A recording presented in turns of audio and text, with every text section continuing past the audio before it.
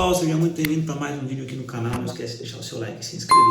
Vamos pro vídeo. O quadro de hoje nós vamos falar sobre Davi e Golias. Nós vamos falar sobre o que essa história nos ensina. E Davi e Golias é uma história muito famosa, uma história que não é só do contexto da igreja, é uma história que conseguiu ir muito além, do que a igreja, do contexto da igreja. Pessoas do mundo todo falam sobre essa história, porque é uma história que realmente nos ensina muitas coisas. E para te dar um contexto, eu quero te falar um pouco sobre essa história. Essa história acontece em 1 Samuel, capítulo 17, você pode ler depois na sua casa. E para te dar um contexto, o que estava acontecendo ali, para que a gente consiga extrair um bom ensinamento do que essa história nos ensina, é que nessa época, Saul, ele era o rei de Israel, e Saul, ele estava em guerra com um povo chamado Filisteus.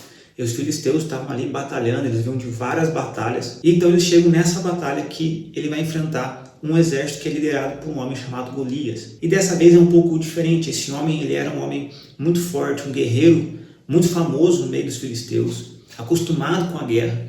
E também um gigante, ele era um homem muito grande, muito forte. E só de ver ele, os homens de Israel já ficavam com medo, porque ele realmente era um homem muito imponente. E o contexto é que, na época, em vez de ter apenas batalhas normais, assim, os exércitos se chocando e a guerra acontecendo, acontece algo diferente. Golias, ele vai de frente no campo de batalha e ele desafia o exército de Israel. Ele desafia o exército do povo de Deus, dizendo assim, manda um homem aí para me enfrentar. Manda um homem. Vamos decidir essa batalha aqui numa guerra 1 a 1. Era uma coisa comum, se você assistiu o filme de Troia, aquele que tem com o Brad Pitt, acontece justamente isso na primeira cena do filme, que é os exércitos se encontrando, os reis conversam, eles falam, vamos pôr nossos melhores guerreiros, quem ganhar já ganha a batalha. Para quê?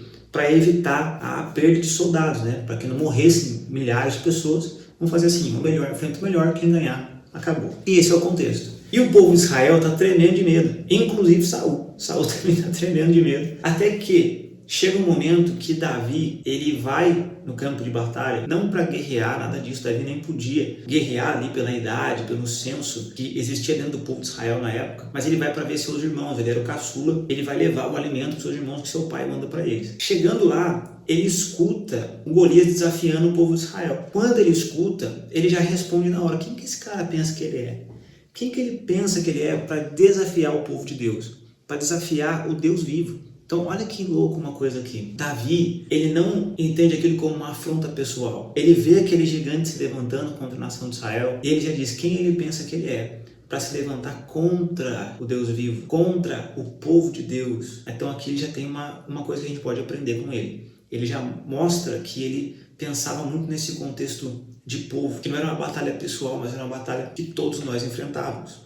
Então isso é uma coisa muito legal que a gente já consegue aprender. Chegando ali, ele descobre que Saul, no seu medo, Saul ele tinha disso, ele fica com tanto medo que ele diz, quem vencer Golias, eu vou dar riqueza para esse cara, eu vou dar uma filha para ele casar, então quer dizer que você vai ser genro do rei, e esse cara não vai pagar mais imposto em Israel.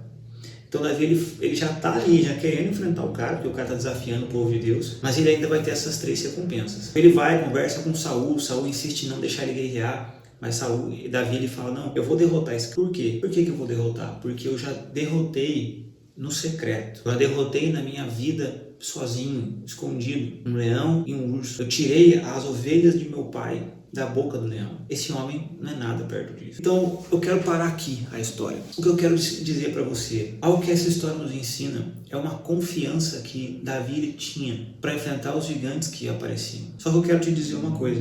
Eu já vi muitas pregações que falam de gigantes da nossa vida. E eu nunca vi nesse texto, ou pelo menos escrito ali, que Golias era um gigante da vida de Davi. Golias era um gigante do povo. Os desafios da vida de Davi foram um leão, foram um urso, depois foram o próprio Saul. Mas o gigante, aquele que se levantava, o gigante, aquilo que era muito grande, aquilo que amedrontou todo mundo, era contra a nação. Então eu quero te ensinar aqui 2 coisas que a gente pode aprender com esse texto. Primeiro, gigantes não são da nossa vida. Gigantes são aqueles que se levantam contra todos nós, contra nossos irmãos. E a gente enfrenta esses gigantes por causa dos nossos irmãos. Mas ao mesmo tempo, eu quero dizer que nós nunca vamos derrotar os gigantes em prol dos nossos irmãos, se antes nós não enfrentarmos o leão e o urso na nossa vida pessoal. O leão e o urso, ele é como se fosse aquilo que nos prepara para que a gente pudesse, quando chegar lá na frente, enfrentar os gigantes que amedrontam todo o povo, que amedrontam todos os nossos irmãos, todos os cristãos. Problemas que estão se levantando, falsos ensinos que se levantam contra nossos irmãos, questões políticas,